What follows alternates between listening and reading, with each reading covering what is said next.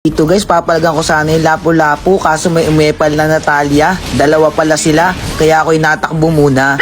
At talaga naman palang makulit at humabol pa. Ayan na si Natalia at dyan nag-invisible pa siya. Ini-execute niya ako sa dibdib kaso hindi ko nadama kasi manhid na ako sa kanya. Itong si Zilong talaga naghahabol pa kahit may mahal na yung iba kaya yung pinangahang ko na lang ng isa. Siguro naman sa ginawa ko natauhan ka ng hayop ka. At dito tumira si Silina ng tres. Kaya siyunda ko na kaagad ng follow up at sinilipa ako sa sikmura. Ayun, tanggal ang matres. At yung Silina dito nakita ko nabubugbog na kaya ako'y lumabang mag-isa. Kaso nagulat ako dahil tatlo pala sila. Ngunit yung Zilong sinilipa ko kaagad sa mata.